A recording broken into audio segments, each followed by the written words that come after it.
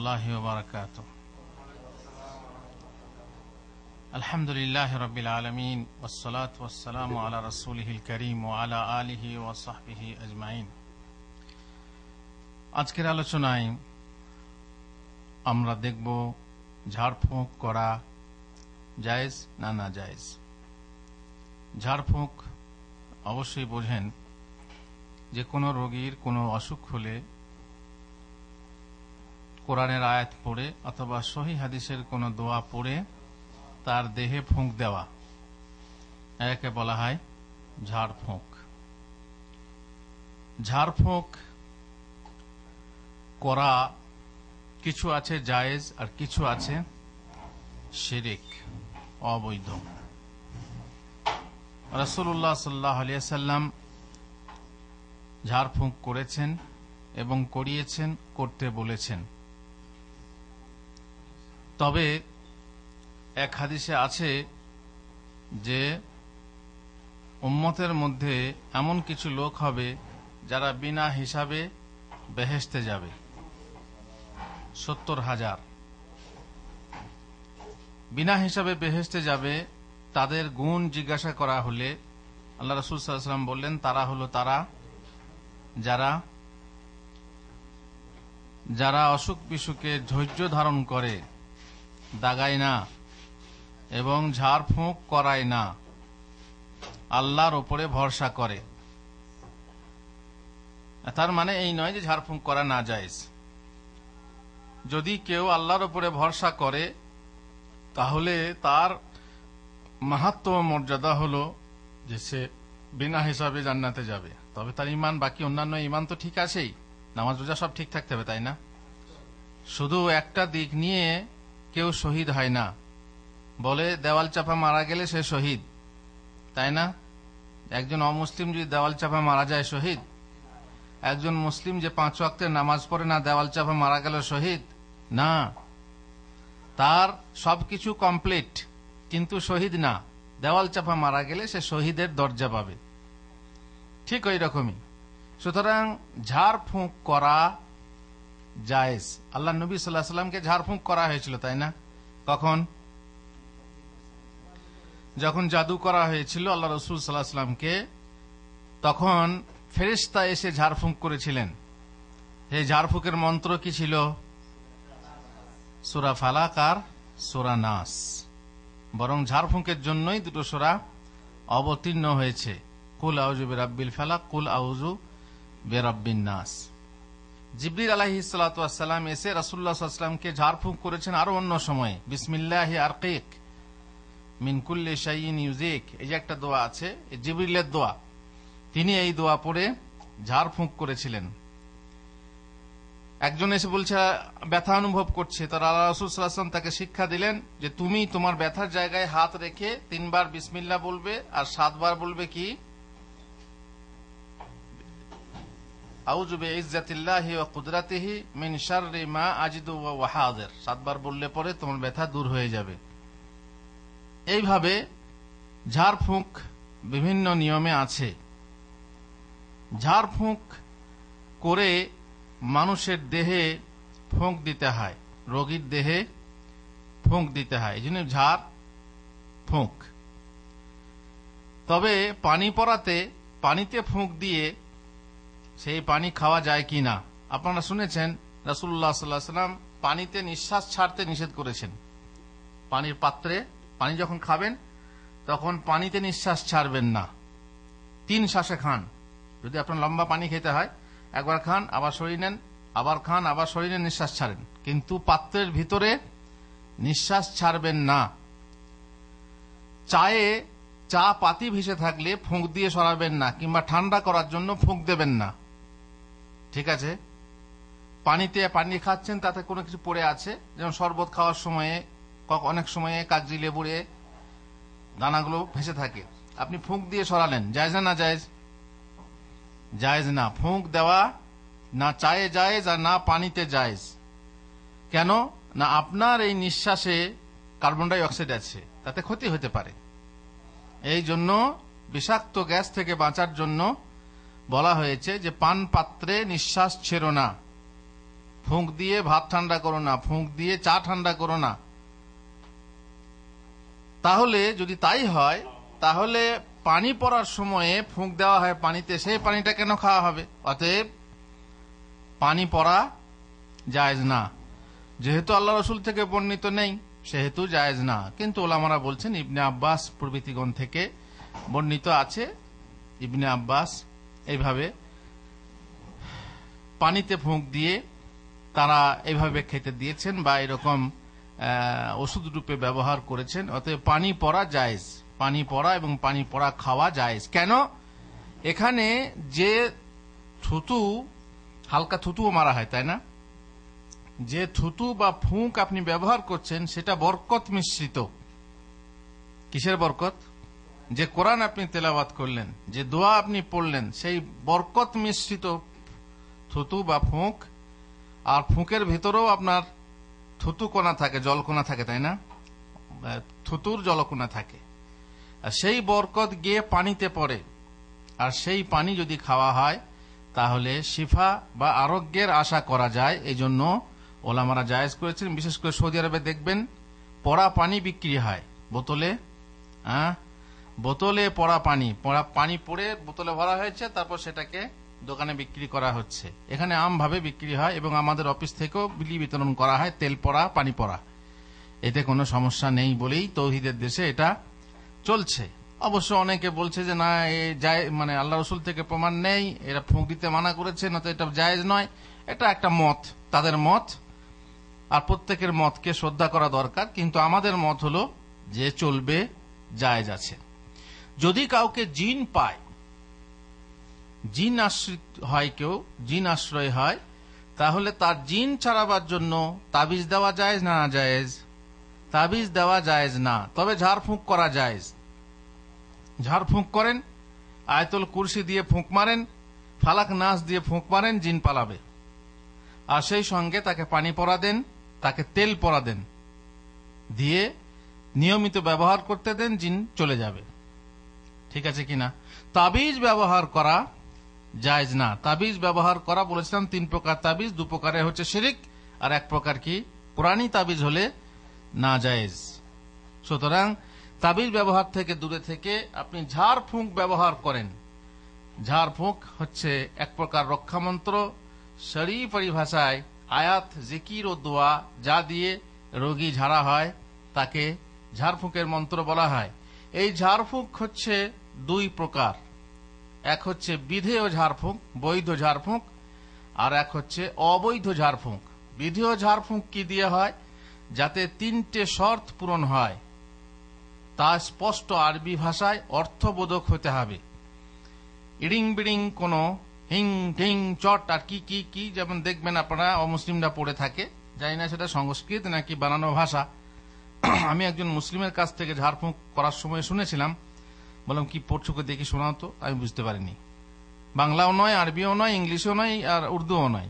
কোন ভাষা আল্লাহ জানে, নিজেরাই কি তৈরি করে নিয়েছে, ইরবির গিরগির গিরগির করে পড়ে দিচ্ছে, তারপর সেটা হয়ে গেল। তো এইরকম যেগুলো অবৈধ ভাষায় ঝাড়ফুঁক আছে সেগুলো জায়েজ না। 2 নম্বর হচ্ছে আল্লাহর কালাম, কোরআন থেকে হতে হবে, তার নাম অথবা গুণাবলী দ্বারা ঝাড়ফুঁক হতে হবে। আল্লাহর নাম কিংবা তার গুণাবলী দিয়ে ঝাড়ফুঁক হতে হবে। আর নম্বর 3, ওই ঝাড়ফুঁকের উপরে বিলকুল ভরসা করা যাবে না। যেমন চিকিৎসা জায়েজ, তাই না? তা বলে চিকিৎসার উপরে বিলকুল ভরসা করা হবে? ভরসার দিনে বলেছিলাম যে ভরসা করা জায়েজ কিসের উপরে? যে জিনিস আপনার উপকার করতে পারবে সেই জিনিসের উপরে ভরসা করা জায়েজ। কিন্তু তার মানে এই নয় যে সম্পূর্ণ ভরসা আপনি তার উপরে করবেন। ওষুধ খাচ্ছেন, ওষুধের উপরে সম্পূর্ণ ভরসা করবেন, ডাক্তারের উপরে সম্পূর্ণ ভরসা করবেন তা না। ভরসা কার উপরে হবে?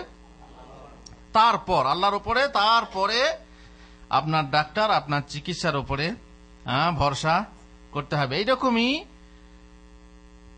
তাবিজ না, বরং কি বলে ঝাড়ফুঁক। ঝাড়ফুঁক আপনি করবেন, এটা জায়েজ চিকিৎসার মতোই, কিন্তু তার উপরে পরিপূর্ণ ভরসা করা যাবে না। এটা মনে করলে হবে না যে ঝাড়ফুঁক হলো বলেই আমার রোগটা ভালো হলো, বরং ঝাড়ফুঁক করলাম বলেই আল্লাহ তাআলা আমার রোগ ভালো করলেন। ওয়াইজা মারিদতু ফাহুয়া ইয়াশফিন। রোগগ্রস্ত হলে রোগ দূর করে কে? আল্লাহ তাআলা, আর রোগ দেন কে? আল্লাহ। এটা যেন সবসময় মনে প্রাণে থাকে, তাহলেই আপনার ঝাড়ফুঁক করা জায়েজ হবে। এই বিশ্বাস রাখতে হবে যে ঝাড়ফুঁক সরাসরি কোনো প্রভাব আনে না, আল্লাহর তকদির অনুসারেই প্রভাব আসে।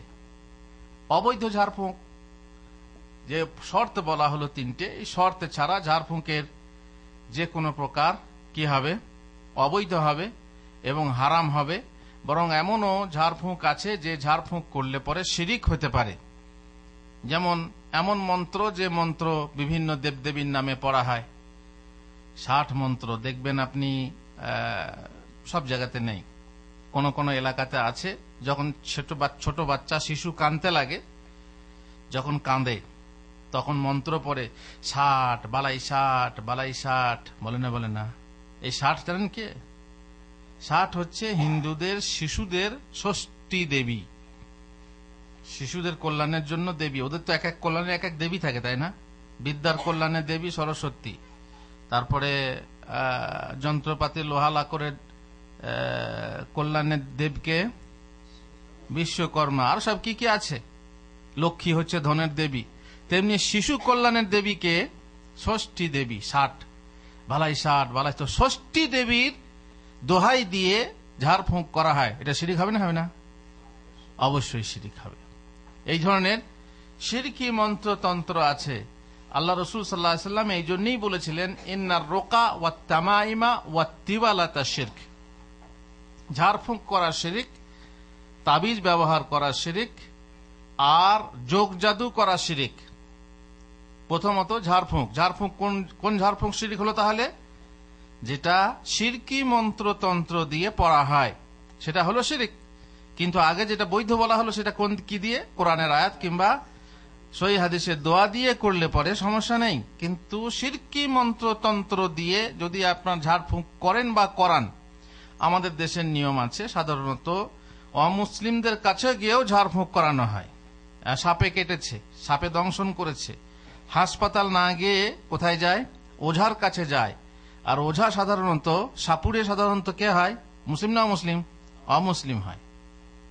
অমুসলিমদের কাছে ঝাড়ফুঁক করিয়ে বিষ নামে, কিন্তু অনেক সময়ে নামে না। ওটা ওই ওষুধের মতো, দোয়ার মতো, অনেক সময় কাজে দেয়, অনেক সময় কাজে দেয় না। তো ওরা কিন্তু অমুসলিমরা সহিহ হাদিসের দোয়া পড়ে, তাই না? অমুসলিমরা সহিহ হাদিসের দোয়া পড়ে মন্ত্র ফুঁক দেয়, এই জন্য সাপের বিষ নেমে যায়, তাই না? মুসলিমরাই যখন সহিহ হাদিস জানে না, তখন অমুসলিমরা কোত্থেকে পেল? না তারা কোরআন আর না তারা হাদিস, তাহলে সেখানে শিরিক না? শিরিক না। অতএব শিরকি মন্ত্র দিয়ে তারা তাদের দেবদেবীর নাম দিয়ে সাপের দেবীকে মনসা, তাহলে তাকে সন্তুষ্ট করে ঝাড়লে পরে বিষ নেমে যাবে। এটা শিরিক না? গায়ে বিষ বেরিয়েছে, তো বিষ বেরোলে পরে পিঠে থালা, ওই কাঁসের থালা বলে না, কাঁসের থালা বসিয়ে ঝাড়ফুঁক করে, এটা কি? এটাও শিরিক। কারণ অমুসলিমদের কাছে নিয়ে যাওয়া, তাদের কাছে ঝাড়ফুঁক করানো শিরিক। তারপর আপনার আরো বিভিন্ন কারণে অমুসলিমদের কাছে লোকে গিয়ে ঝাড়ফুঁক করায়, তো এইগুলো হচ্ছে শিরিক। রাসূলুল্লাহ সাল্লাল্লাহু আলাইহি ওয়াসাল্লাম বলছেন, ইন্নার রোকা ওয়াত তামাইমা ওয়াত তিওয়ালাতা শিরিক। এ হচ্ছে ঝাড়ফুঁক, যে ঝাড়ফুঁক হচ্ছে শিরিক, তাদের কাছে ঝাড়ফুঁক করানো যাবে না। তামাইম তো জানেন আপনারা, তাবিজ হচ্ছে শিরিক, তাবিজ বাঁধা শিরিক, যেটা অকুরআনী তাবিজ। আর কুরআনী তাবিজ শিরিক না হলেও সেটা না জায়েজ। আর তিওয়ালা কাকে বলে? তিওয়ালা বলা হয় যোগ জাদু করা। যোগ জাদু করা মানে কেমন? একটা মেয়ের বিয়ে হয়েছে, স্বামী তাকে ভালোবাসে না, তখন সেই মেয়ে কিংবা তার মা ওঝার কাছে আসে, এসে বলে আমার মেয়ের বিয়ে হয়েছে, স্বামী তাকে চায় না, পছন্দ করে না, তো কিছু দেন। একে কি বলে? তাবিজ করা, তাই না? তাবিজ করা বলে। তাবিজ করা, একটা তাবিজ দিয়ে দিল, বলে কি যে এইটা তোমার স্বামীর বালিশের নিচে রাখবে, তাহলে কি হবে? তোমার স্বামী মন তোমার দিকে আকৃষ্ট হবে। অনেকে বলে যেখানে শোয় তার বিছানার তলায় অথবা মাটিতে, বিছানা হলে পরে মাটিতে খাল করে ওখানে পুঁতে দেবে, তাই না? এসবগুলো কি বলা হয়? দেওয়ালা। স্বামী স্ত্রীর মাঝে প্রেম সৃষ্টি করার জন্য এই জিনিস ব্যবহার করা হয়, বলে ভোজপত্রের ওপরে জাফরানের কালি দিয়ে লিখে পুরনো 2 কবরের মাঝখানে দাফন করে আসতে হবে। তাহলে পরে কি হবে? স্বামী স্ত্রী মাঝে মিলন সংসাধন হবে, স্বামী স্ত্রীকে ভালোবাসতে শুরু করবে। আপনাদের কি মনে হয়? হ্যাঁ, ওরা বলে যে আপাং গাছ, আপনারা নাম শুনেছেন? আপাং গাছের নাম শুনেছেন? যে গাছের ফুল গায়ে কাপড়ে লেগে যায়, তাই না? এই গাছের শেকড় বলছে এই অভিচার ক্রিয়াতে কাজে লাগে। কিভাবে? বলছে আপাং গাছ আর বিছুতি গাছ চেনেন? বিছুতি যেটা, যার পাতা গায়ে লেগে গেলে জ্বালাতন হয়, চুলকানি হয়। বলছে এই দুটো গাছ যদি আপোষে জড়াজড়ি করে ওঠে, বিছুটি গাছের সাথে আপাং গাছ দুটো একসঙ্গে জড়াজড়ি করে ওঠে, আর সেই দুটো গাছেরই শেকড় নিয়ে এসে আপনার বাটনা বেটে সুন্দর করে ওষুধ বানিয়ে যদি স্বামীকে খাইয়ে দেওয়া হয়, স্বামী স্ত্রী খায়, তাহলে স্বামী স্ত্রীর মাঝে এমন প্রেম হয় যে প্রেমে পাগল হয়ে যায়। আপনারা বিশ্বাস করবেন? লোকে বলে আছে, বিভিন্ন গাছগাছড়ার কিতাব সমূহে লেখা আছে। আপনাদের দেশে একটা বই আছে তাবিজাতে রুহুল্লাহ, তাতে নানা রকমের তাবিজের কথা লেখা আছে। সব ভালো থেকে বেদনা, ভালো থেকে সব রকমের তাবিজ। স্বামী স্ত্রীর মাঝে প্রেম সৃষ্টি করা, আপনার যদি সন্দেহ হয় স্ত্রীর মনের কথা জানার জন্য খুব সহজ বুদ্ধি আছে। বলে জাফরানের কালি হরিণের চামড়ার উপরে লিখে বা ভুজ পাতার উপরে লিখে আপনার ঘুমন্ত স্ত্রীর বুকে রেখে দেবেন, আর ঘুমের ঘরে আপনার স্ত্রী সব বলবে, আমি অমুককে ভালোবাসতাম, আমি অমুক জায়গায় এই করেছি, আমি অমুক জায়গায় সেই করেছি। বুঝতে পারছেন? এই সব বুদ্ধি আছে বলছে। জানি না মানুষে বিশ্বাস করে, কার ফলে না। এমন সব টিভিতে প্রচার হচ্ছে, আজীব কথা। টিভি পর্যন্ত তারপর টাকা পেলেই প্রচার করবে, সমস্যা কি? এই জন্য টিভিতে এই নোংরা জিনিসগুলো, এই খারাপ জিনিসগুলো, এই অমূলক বিশ্বাসগুলো, কুসংস্কারগুলো প্রচার হচ্ছে মানুষের মাঝে। মোট কথা, এই ধরনের তিওয়ালা বলা হয় একে। যোগ জাদু করা, টোনা করা বা তাবিজ করা হচ্ছে শিরিক। তেমনি কোন বড় লোকের মেয়ে আপনি তাকে পটাতে চান, সে পটছে না, আপনার ফাঁদে পা দিচ্ছে না, তখন হুজুরের কাছে যান, হুজুর তাবিজ করে দেবে। হুজুর বলবে এক কাজ করো, তার একটা কোনো কাপড় নিয়ে এসো, তার ব্লাউজ কিংবা তার শাড়ির টুকরো কিংবা তার যাই হোক, কিংবা সে যখন পথে হেঁটে যাবে খালি পায়ে, তখন তার পায়ের যে চিহ্ন পাঁচ থাকবে সেখান থেকে মাটি তুলে নিয়ে আসবে। বুঝতে পারলেন? সেই মাটি দিয়ে কি করা হবে? হ্যাঁ, তাবিজ করা হবে। তার চুল নিয়ে এসো। এই জন্য মেয়েদের চুল বিক্রি করা জায়েজ না, মেয়েদের চুল বাইরে ফেলা জায়েজ না। তো জাদু করা হয়, তাই না? আল্লাহ রসুলের চুল দিয়ে জাদু করা হয়েছিল। চুল নিয়ে এসো, কিংবা তার পরিহিত কোনো কাপড় নিয়ে এসো, কিংবা তার পায়ের মাটি নিয়ে এসো, দিয়ে তাতে কি করা হবে? তাবিজ করা হবে। কিছু হুজুর এ ব্যাপারে পারদর্শী মুসলিমদের, আর অমুসলিমদের তো আছেই। এটা হচ্ছে তেওয়ালা, ভালোবাসা সৃষ্টি করা, একে বলে সম্মোহন বিদ্যা। এমন হবে যে সেই মেয়ে তখন আপনার প্রেমে পাগল হয়ে যাবে। আপনি তাকে চান একতরফা ভালোবাসা, ওই তরফ থেকে ভালোবাসা সৃষ্টি করার জন্য। আমার কথা শুনে আবার অনেকে হয়তো, অনেক ভালোবাসার পাগলরা চেষ্টা করবে যে আমি যাকে চাই তাকে যেন পাই, তাড়াহুড়ো করে যেন কোথায় হুজুর পাই, খুঁজে খুঁজে ঘুরে বেড়ায়, দেশ বিদেশে কোথায়। কিন্তু নাই, এসব ফালতু কথা, এসবে বিশ্বাস করবেন না। টাকা পয়সা খরচা করে খামখাতে হয়রানি হবেন। বলে হুজুর হয় কিন্তু কাজ হয়, ওই তো হয়, ঝড়ে কাক মরে আর ফকির সাহেবের কেরামতি বারে হয়, কাকতালীয় ভাবে হয়। কথায় বলে ফাঁকাতে তীর মারলে লোক লাগলো না, লোকে তো বীর বলবে, তাই না? অনেকগুলো পাখি একসঙ্গে যদি ওড়ে আপনি যদি গুলি ছোড়েন কিংবা তীর মারেন, তো অতগুলোর মধ্যে দু একটা লাগতে পারে, দু একটা লেগে যেতে পারে। তো তা হয় বলে সবগুলো হয় এটা না, অসম্ভব। তাহলে এই যে বহু ছেলে মেয়ে প্রেমের জন্য কত আত্মহত্যা করছে, তাই না? কেন আত্মহত্যা করছে? এই জন্য যে তারা প্রেমের জিনিস, ভালোবাসার জিনিস, মনের মানুষটাকে পাচ্ছে না। আত্মহত্যা করছে এই আশায় যে পরজীবনে আমি সখী হয়ে যাব তোমার। পরের জীবনে ভাবছে তারা, পরের জীবনে গিয়ে নিজে থেকে ইচ্ছা করে হ্যাঁ আমরা বিয়ে করব, এই জীবনে বাপ মা করতে দিল না, আগামী জীবনে আমাদের বাধা দেওয়ার কেউ থাকবে না। আরে আগামী জীবনে বাধা দেওয়া তো আরো বড় কিছু আছে। এই জীবনে তো শুধু বাপ মা, তাই না? আর এই জীবন থেকে পার হয়ে গেলে বাধা দেওয়ার অনেক কিছু আছে, তুমি হয়তো তা দেখাই পাবে না, কিন্তু ওই যে বিশ্বাস, এবার মলে সুতো হব, তাঁতির ঘরে জন্ম নেব, পাছা পেরে শাড়ি হয়ে দুলব তোমার কোমরে। ওর বাবা এখতিয়ার দেবে মরার পরে পাছা পেরে শাড়ি হয়ে কোমরে দুলবে, তাই না? এগুলো হচ্ছে মানুষের কল্পনা, শুধু কল্পনায় তারা মনে করে যে পরের জীবনে আমাদের মিলন হবে, এই জন্য মানুষ আত্মহত্যা করে, অথচ আত্মহত্যা মহাপাপ। মোট কথা, এই অবিচার ক্রিয়া দ্বারা যে কোনো প্রকারে প্রেম সৃষ্টি করা সম্মোহন বিদ্যা আমাদের ইসলামে কি শিরকি বিদ্যা, জায়েজ না। এমন করা জায়েজ, রাসূল সাল্লাল্লাহু পরিষ্কার বলছেন শিরিক, অতএব সাবধান। তিনি আরো বলেছেন, ইরদু আলাইয়া রুকাকুম লা বাসা বিররুকা মা লাম ইয়াকুন ফীহি শিরক। তোমরা ঝাড়ফুঁক করো, ঝাড়ফুঁক করো, সমস্যা নেই, যদি ঝাড়ফুঁক করে কারো উপকার করতে পারো উপকার করো, কিন্তু তোমরা আমাকে তোমাদের ঝাড়ফুঁকের মন্ত্রগুলো শোনাও।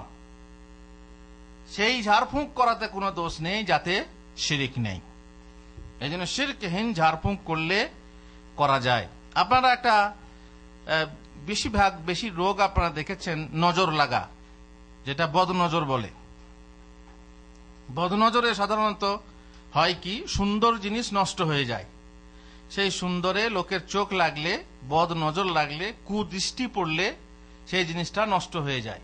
আপনার খেতে সুন্দর ফসল ফলেছে, একটা লোক পার হয়ে গেল, এত আশ্চর্য হয়ে অবাক হয়ে সেই ফসলের দিকে তাকালো, তার নজরের তাসিরে ফসল নষ্ট হতে পারে। আপনার পুঁই শাক নষ্ট হতে পারে, আপনার লেবু গাছে লেবু নষ্ট হতে পারে, গাছের পেয়ারা নষ্ট হতে পারে, গাছের নারকেল নষ্ট হতে পারে। আপনার ছোট বাচ্চাটা অসুখ হতে পারে নজর লাগার ফলে, বিশেষ করে যখন মায়ের দুধ খায়, আর সেই সময়ে মহিলারা বোঝে না, মহিলাদেরকেও তারা কেয়ার করে না, পুরুষ তো করেই না। বাচ্চা হয়ে গেলে মেয়েদের লজ্জা সজ্জা ততটা থাকে না, তো তারা তাদের উচিত গোপনে বাচ্চাকে দুধ দেওয়া, কিন্তু তারা না করে লোকের নজরে সেই আকর্ষণ সৃষ্টি করে, ফলে নজর লাগে, বাচ্চারও ক্ষতি হয়, বাচ্চা দুধ খায় না, কান্না করে ইত্যাদি, কে বলা হয় বদ নজর লাগা, তাই না? আপনার নতুন গাড়ি কিনেছেন, গাড়ির সামনে কি ঝুলিয়ে দিয়েছেন? হ্যাঁ, কেন বলুন তো জুতা ঝুলিয়ে দিয়েছেন? নজর লাগবে না। হ্যাঁ, আপনার বাচ্চাটার পাশ কপালে ফোঁটা দিয়েছেন, কিসের জন্য? যাতে করে বদনজর না লাগে। বাচ্চাটা বাইরে নিয়ে যাচ্ছেন, আঙ্গুল কামড়ে দিচ্ছেন, হ্যাঁ কি ব্যাপার? বলছে বদনজর লাগবে না, তাই না? এইসব বদনজর দূর করার জন্য বহু কিছু আছে। বদনজর দূর করার জন্য সব থেকে বেটার কি? ঝাড়ফুঁক করা। আপনি সেই ছেলেটাকে কোলে নিয়ে বসেন, তারপরে ঝাড়ফুঁক করেন, কুল আউযু বিরব্বিল ফালাক, কুল আউযু বিরাব্বিন নাস, কুল হুয়াল্লাহু আহাদ, আয়াতুল কুরসি, তারপরে আরো দোয়া আছে, আউযু বিকালিমাতিল্লাহি তাম্মাতি মিন কুল্লি আইনিন ওয়া হাম্মা মিন কুল্লি শার, এই যে দোয়াগুলো আছে, কি বলে, সূরা ফাতিহা, তারপরে আপনার আযহিবিল বাস রাব্বান নাস ওয়াশফি আনতা শাফি লা শিফা ইল্লা শিফাউকা শিফা আল্লা ইউগাদিরু সুকমা ইত্যাদি যে দোয়াগুলো আছে, এই দোয়া পড়ে আপনি বাচ্চাটা ঝাড়ফুঁক করেন, আপনার সেই বদনজর দূর হয়ে যাবে। কিন্তু তার জন্য আবল তাবল অন্য চিকিৎসা করবেন, সেই চিকিৎসা আপনার জন্য জায়েজ হবে না। এখানে আবল তাবল চিকিৎসা বলতে, যদি মনে করেন বদনজর লেগেছে, বদনজর দূর করার জন্য যদি মসজিদের ধুলো নিয়ে আসা হয়, মসজিদে যে ধুলো জমে, বলে 5টা মুসল্লির পায়ের ধুলো, এই ধুলো নিয়ে যদি পানিতে মিশিয়ে খাওয়া হয় তো বদনজর দূর হবে। যেমন কবি নজরুল বলেছিল যে ওদের পদধ্বনিতে গৌরাজাব মাফ হবে। যদি আপনি মনে করেন যে মুসল্লিদের পদধ্বনি পায়ের ধুলো, মসজিদ ধুয়ে পানি নিয়ে এসে যদি বাচ্চাটাকে খাইয়ে দেওয়া হয়, বদনজর দূর হবে, কি মনে হয় আপনাদের? হবে দূর না শিরিক হবে? শিরিক হবে। বেশ, যদি কেউ বলে যে বদনজর যে লাগিয়েছে, যার নজরে বদ লেগেছে, তার উজু করা পানি নিয়ে এসে যদি বাচ্চাটার গোসল করিয়ে দেওয়া হয়, তাহলে বদনজর দূর হবে, রোগ ভালো হবে। কিরকম মনে হয় এটা? হ্যাঁ, সমস্ত শরীর ধোয়া পানি কিংবা উজু করা পানি, কুল্লি করা পানি নিয়ে এসে যদি বাচ্চাটা গোসল করিয়ে দেওয়া হয়, হ্যাঁ বাদশা, তাহলে বদনজর দূর হবে না? হবে না? এই জন্যেই এইসব ব্যাপারে মাথার কেয়াস কাজ করবে না, মাথা চলবে না। বিউটি পাঠ হলে যে পিউটি পাঠ হবে এটা জরুরি নয়, কারণ ভাষার লোকেরা বিউটি বাট বলেছে আর পিউটি পুট বলেছে। তো যেগুলো বললাম, মসজিদ ধোয়া পানি দিয়ে গোসল করালে বদনজর দূর হবে না, ওটা হবে শিরিক। কিন্তু যার নজরে বদনজর লেগেছে তার গোসল করা পানি দিয়ে যদি গোসল করানো হয় তাহলে বদনজর দূর হবে। কেন? শরীয়ত এটা বলেছে। মনে থাকবে? বিউটি বুট মানেই, বিউটি বাট মানেই পিউটি পাট নয়। শরীয়তে এরকম আছে যে যার নজর লেগেছে তাকে বলো, সে গোসল করে দেবে, আর যার কাছে চাওয়া হবে সে যেন সঙ্গে সঙ্গে গোসল করে দেয়।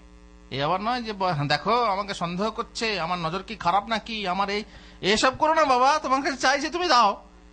যদি একজনের অসুখ ভালো হয় তো হোক, নাকি ও আমার নজর এত খারাপ তুমি আমাকে সন্দেহ করছো, এইসব বলার দরকার নেই। চুপচাপ করে তখন বলবে একটু গোসল করে দাও, গোসল ধুয়ে দিয়ে বাস খাস খান্ত। তুমি আবার ঝগড়া করতে যেও না। এই জন্য রাসূল সাল্লাল্লাহু আলাইহি ওয়াসাল্লাম বলেছেন যে যখন তোমাদের কাছে কেউ গোসলের পানি চাইবে তখন তাকে দিয়ে দাও, দিয়ে সেই পানি দিয়ে গোসল করিয়ে দিলেন, তাহলে পরে দেখবেন যে রোগ ভালো হয়ে গেছে, ছেলের কান্না দূর হয়ে গেছে, বাচ্চার দুধ খাওয়া শুরু হয়েছে। এইরকমই গায়ে দুধ দিচ্ছিল, হঠাৎ করে দুধ বন্ধ করে দিয়েছে, আর দুধ দেয় না। কেন? নয় যে বাছুরের যেটা বাছুর হয়েছে সেটা খুব ফুটফুটে বাছুর, আর আপনার প্রতিবেশী সেই বাছুরের উপরে নজর লাগিয়েছে। নজর যদি বুঝতে পারেন যে হ্যাঁ অমুক লাগিয়েছে, তাকে ওই রকম বলে একটু মিনতির সাথে বলবে না, না হলে আবার বলে হ্যাঁ তোর নজর খারাপ, তুই আমাকে পানি দে, তাহলে তো আপনার নজরকেই খারাপ করে দেবে শেষকালে। একটু আরামসে বলবেন, সেও আরামসে দেবে, সেই পানি নিয়ে এসে বাছুরটা গাইটা গা ধুয়ে দেন, তাহলে কি হবে? রোগ ভালো হয়ে যাবে, বদনজর দূর হয়ে যাবে। বাকি অন্য কিছু করবেন না। বদনজর থেকে বাঁচার জন্য আপনি ওই যে জালকাঠি, পুরনো জালকাঠি, লোহাটা নিয়ে গলায় ঝুলিয়ে দেয়, বলে বদনজর লাগবে না। তারপর আরো সব কি কি আছে, এক এক এলাকাতে এক এক রকমের নিসাই হাদিস গুলোতে আছে। নিসাই হাদিস মানে নাসাই হাদিস না, হ্যাঁ নিসা মানে কি, হ্যাঁ নিসাই হাদিস মানে মহিলাদের হাদিস, মেয়েলি হাদিস। এইসব মেয়েলি হাদিসের বহু রকমের চিকিৎসা আছে, সেগুলো যদি আপনি দেখতে যান তাহলে দেখবেন যে অধিকাংশ সব শিরিক আর বিদাত। আমাদের পরিবেশ তো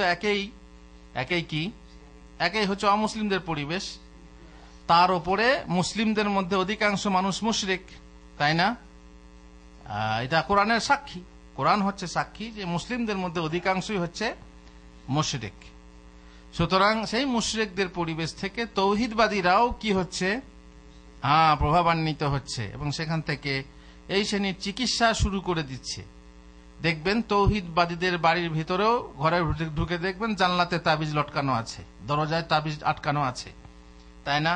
তৌহিদবাদীর দোকানের ভিতরে দেখবেন দোকানে তাবিজ ঝোলানো আছে। কেন? খদ্দের ডাকবে, আকর্ষণ। বুঝতে পারছেন? কাস্টমার বেশি হবে। হ্যাঁ, তৌহিদবাদীদের ঘরে ঢুকে দেখবেন ছোট বাচ্চার গলাতে মাদুলি আছে, হাতে মাদুলি বাঁধা আছে, কোনটা সর্দি জ্বর, কোনটা লাল পরা, কোনটা দুধ তোলা, কোনটা উড়োজ্বর, কোনটা আরো কি কি সব এক এক রকমের ঝোলানো আছে। বলতে যান না হয় যে ভালো হয়, আমরা দেশে গেলে আমাদের কাছ থেকে লোকে তাবিজ চাই। গতবারে একজন এসেছে, তার স্বামী তাকে ছেড়ে অন্য এক অমুসলিম মহিলার প্রেমে পড়েছে, তো বলছে আমার স্বামীকে ফিরিয়ে এনে দাও। সর্বনাশ, এই কাজ তো আমাদের নয়। ঠিক আছে, দোয়া করব। আর একজন এসে বলছে মসজিদে শুয়ে আছি, হঠাৎ করে জানলার দিকে নামাজের বালাই নেই, বাইরে থেকে এসে বলছে এই আমার থেকে অনেক বড় বয়সে, আমার নাম ধরে বলল যে আমাকে একটা তাবিজ দিয়ে দেখি। কি ব্যাপার, কি হয়েছে? বলছে এই উড়ো জ্বর, মাঝে মাঝে জ্বর আসে। আমি তো তাবিজ তো লিখি না, লিখতে জানি না। ওই দূর ঘোড়ার ডিম, তাহলে তো এতদিন কি পড়লি? তাবিজ লিখতে শিখিসনি এখনো এতদিন, তাহলে কি পড়লি? সত্যি কথাই আমাদের যে মোল্লাতন্ত্র, মোল্লাগিরি, সত্যি তাই, এগুলো স্বাভাবিক জিনিস। প্রত্যেক মসজিদের ইমামকে এসব জানতে হবে। তাহলে এতদিন পড়াশোনা করলি, মক্কা মদিনা ঘুরে চলে এলি, এখনো তাবিজ লিখতে শিখলি না, তাহলে কি পড়লি বল? বুঝতে পারলেন? এইরকম অনেক পাক মারার ঘরে চড়ুই পাখির বাসা হয় না? নিজের দেখবেন তৌহিদবাদীর ঘরেই তাবিজ লিখা চলছে, তৌহিদবাদীর ইমামরা তাবিজ লিখা দেয়। অবশ্যই ইমাম সাহেবরা মিসকিন, এই জন্য পেটে সিক্কিন না মেরে মিসকিনিয়াত ব্যবহার করে, তারা তাবিজ লিখে, বলে না করলে পরে এই কম বেতন, পেট চলবে না, ছেলে মেয়ে সংসার ইত্যাদি। একজনকে বললাম এগুলো করেন না, তো বলছে যে আপনি দেখছেন আমাদের পেটে ছুরি মারবেন, আমরা ছুরি মারাই উচিত, আপনাদের পেটে ছুরি মারাই উচিত। এমন পেট যে চলছে না, অভর পেট, যে তাবিজ ব্যবসা করতে হয়, শিরকি ব্যবসা করতে হবে মসজিদে বসে। বলছে না, শিরিক নয় কেন? বলছে কোরআনী তাবিজ দিবেন। ঠিক আছে, কোরআনী তাবিজ দেন, শিরিক না। কিন্তু এই কোরআনের আয়াত আপনি অমুসলিমকে দিচ্ছেন, এমন অমুসলিম যেগুলো আবার উচ্চ বংশীয় না, নিম্ন বংশের অমুসলিম, যারা একদম নোংরা, তারা মুসলমানদের এসবে বিশ্বাস করে। সুতরাং তাদেরকে আপনি লিখে দিচ্ছেন কোরআনী আয়াত, আর সেই আয়াত তাদের হাতে থাকবে, তারা এমনিতেই নাপাক। ইন্নামাল মুশরিকুনা নাজাস, মুশরিকরা হচ্ছে নাজাস, অপবিত্র। তারপরে তারা গোসল নেই, তাদের উজু নেই, তাদের পাক পবিত্রতা কিছু নেই, তাদের মাসিক অমাসিক কিছু নেই, এমন নোংরা, তাদেরকে আপনি কোরআনের আয়াত হাতে ঝুলিয়ে দিচ্ছেন। বুঝতে পারছেন তো? তো যাক, এই ঝাড়ফুঁক বলতে বলতে তাবিজে চলে গেলাম। মোট কথা, এই সব বাদ দিয়ে ঝাড়ফুঁক করুন, কিন্তু ঝাড়ফুঁকটা যেন সহি হাদিস এবং কোরআনের আয়াত দিয়ে হয়। এতে পয়সা নেওয়া যাবে হুজুর? হ্যাঁ, পয়সা নেন। যদি আপনি বলেন তাবিজ ব্যবসা করে আমার না চালালে চলছে না, তো আপনি ঝাড়ফুঁক ব্যবসা শুরু করুন, ঝাড়ফুঁক করুন, কোরআনের আয়াত সহি হাদিস দিয়ে ঝাড়ফুঁক করুন, পানি পড়া দেন আর পয়সা নেন। আসল মুশকিল হচ্ছে এদেরকে ব্যবসাদার বানাই কারা? ওরা কিন্তু নিজেরা বনে না, আমরাই বানাই, পাবলিকই বানাই। এই যে বললাম, কে শিখলি তাহলে এতদিন? এবারে আমি দেখছি বাস পয়সা আছে, পয়সা নেই ইত্যাদি, পয়সা দিয়ে আমরা তাদেরকে বানাই। এখন সমস্যা হলো, যদি আমি বলি যে তাবিজ দেবো না, তাবিজ ব্যবহার করতে নাই, ঝাড়ফুঁক করো বা পানি পড়া নাও, তখন তার বিশ্বাস হয় না। এই যে একজন প্রশ্ন করলো আমাকে যে আমার বোন, তাকে জিনে পেয়েছে, কোনো মতেই ছাড়ছে না, তাবিজ ব্যবহার করা যায় কিনা। আমি ঝাড়ফুঁক বলি, ঝাড়ফুঁকে তো এই যে তাবিজ দিলে তখন মনে করবে কি আমার কাছে অ্যাটম বোম বাঁধা আছে, আর আমার কাছে কেউ আসবে না। আর ঝাড়ফুঁক করলে তো করলে চলে গেল। ওই মনে বিশ্বাস জমে না, মনে বিশ্বাস জমে না বলেই কি হয়, মানুষ তাবিজে বিশ্বাস করে, ভাবে কি এটা এমন জিনিস, এটা থাকলে আর আসবে না, বিশ্বাস হয়ে গেছে। এই জন্যই হুজুররাও বাধ্য যে তাবিজ লিখে দেবে, ঝাড়ফুঁক করাবার দরকার নেই। কিন্তু আমি বলছি ঝাড়ফুঁক করা জায়েজ এবং তার উপরে পয়সা নেওয়াও জায়েজ। তা দলিল কি? ওই যে একদল সাহাবা সফরে গিয়েছিলেন, তাই না? একদল সাহাবা সফরে গিয়েছিলেন, যাওয়ার পরে সেখানে এক জনপদ ছিল বা এক গ্রাম ছিল, তাদেরকে বলা হলো যে আমাদের মেহমানি করো, মেহমানি করলো না, মেজবানি করলো না, তার মানে মেহমানের জন্য কিছু খাবার টাবার দিতে হয়, মানে কোনো গুরুত্বই দিল না। তারপরে পাশে কোথাও ছিলেন, এমন সময়ে তাদের ওই গ্রামের সর্দারকে বিছুতে কামড়ে দেয়। আর বিছুতে কামড়ে দিলে জ্বালা জানেন তো কত? বড় বিছু হলে ওই যে কাঁকড়া বিছে যেগুলো, একবার যদি দংশে দেয়, কামড়ে দেয়, তো অনেক জ্বলে, প্রায় সারাদিন সারা রাত জ্বলতে পারে।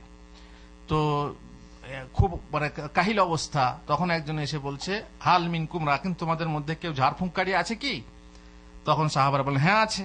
বলছে আমাদের সর্দারকে বিছুতে দংশন করেছে, তো ঝাড়ফুঁক করতে হবে। তো বলছে তা তোমাদের সর্দারকে যখন করতে হবে, ঝাড়ফুঁক করতে হবে, আমরা বিনা বিনিময়ে ঝাড়ফুঁক করি না, অতএব ঠিক আছে বিনিময়ে দেওয়া হবে। ঝাড়ফুঁক করলেন, সে ভালো হয়ে গেল, জ্বালা যন্ত্রণা বন্ধ হয়ে গেল, আর তার বিনিময়ে কয়েকটা ছাগল দেওয়া হলো। ছাগল, সেই ছাগল নিয়ে এসে খাওয়া হলো। ছাগলের গোশত মদিনায় ফিরিয়ে নিয়ে গেলেন।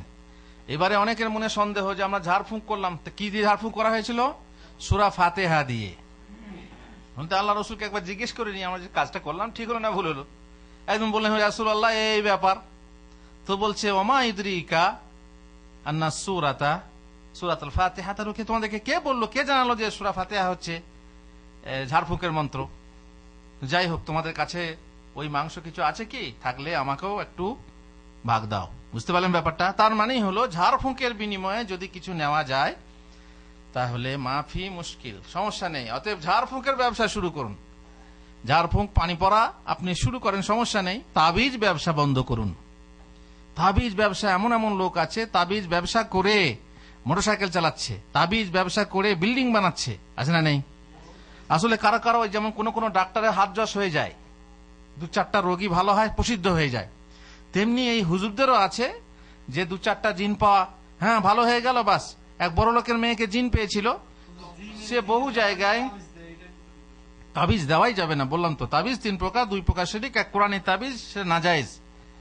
বড় লোকের মেয়েকে জিন পেয়েছে, বড় পেরেশান, বহু ওঝা দেখিয়েছে, বহু হুজুর দেখিয়েছে, কেউ ছাড়াতে পারেনি। অবশেষে একজন হুজুরকে নিয়ে এসে ঝাড়ফুঁক করিয়েছে, কি কি করেছে, ভালো হয়ে গেছে। আর সেই বড় লোক তখন ভাবছে যে অনেক টাকা খরচ করেছি, এর যখন হলো তখন ওকে একটা মোটরসাইকেল কিনে দিয়েছে। হুজুর, আপনি যেখানে টাকা আসবে মোটরসাইকেল চালিয়ে যাবেন। দেখলেন, এই যেমন পণ প্রথা শুরু হয়েছে ছেলের বাবার কারণে না মেয়ের বাবার কারণে? মেয়ের বাবার কারণে। ছেলের বাবাকে লুভি করেছে কে? মেয়ের বাবারা। বাস, লোভ ধরিয়ে দিয়েছে, চাইতে বাধ্য হচ্ছে, চাইছে যে অমুক পেয়েছে, আমি পাবো না কেন? কিন্তু সবাই তো আর ইচ্ছা করে দেয় না, আর সবাই ইচ্ছা করে পায় না। তো এখানে হচ্ছে কি, লোভী তৈরি করলো কে? ওই যে বড় লোক, তার মেয়ে ভালো হয়ে গেছে, তাকে একটা মোটরসাইকেল কিনে দিল। মোটরসাইকেল যেখানে ডাক আছে মোটরসাইকেল চালিয়ে চলে যায়। এবার যেখানে যায় তার নাম হয়ে গেল, নাম ছড়িয়ে গেল, মোটরসাইকেলটা অমুক জায়গায় পেয়েছে, ভালো ওঝা। আর এবারে আর ছোটখাটো ওঝাকে ডাকে না, এবার সেই নদিয়ার লোকটাকে চাই, হ্যাঁ ডেকে নিয়ে এসো। এইভাবে নিয়ে এসে তার নাম হয়ে গেল, বিল্ডিং বানাচ্ছে। তাবিজ ব্যবসা, এই আমরা পিস টিভিতে বিষয়ে বক্তৃতা আছে, চলছে 2-1 দিন ভিতরে, এগুলো চলছে এখন টিভিতে। হ্যাঁ, তো মোট কথা হলো কি, যে এইরকম হারাম ব্যবসা বৈধ নয়, তাবিজ ব্যবসা জায়েজ নয়। আর যে কারণ সে অন্য সময় বলা হয়েছে তাবিজ ব্যবসার ব্যাপারে। আল্লাহ তাআলা আমাদেরকে তৌফিক দেন যেন আমরা হালাল কামাই খেয়ে আমরা চলতে পারি, হারাম কামাই যেন আমরা না যাই। মসজিদের ইমাম হয়ে যেটুকু বেতন পাই সেইটুকু বেতন খেয়ে আল্লাহর শুকরিয়া আদায় করুন। খবরদার অতিরিক্ত লোভে ওই মিলাদ পড়া, ওই তাবিজ লিখা বা এমন কিছু মানে ব্যবহার করা, এমনকি এমন এমন নোংরা জিনিসও আছে, হ্যাঁ সেই জিনিস ব্যবহার করেও তারা বিভিন্ন রকমের তাবিজ করে, এগুলো জায়েজ না। আল্লাহ তাআলা বাঁচার তৌফিক দেন। আল্লাহুম্মা কফিনা বিহালালিকা আন হারামিক ওয়া আগনিনা বিফাদলিকা আম্মান সিওয়াক। ওয়া সাল্লাল্লাহু আলা নবিয়িনা মুহাম্মদ ওয়া আলা আলিহি ওয়া সাহবিহি আজমাইন।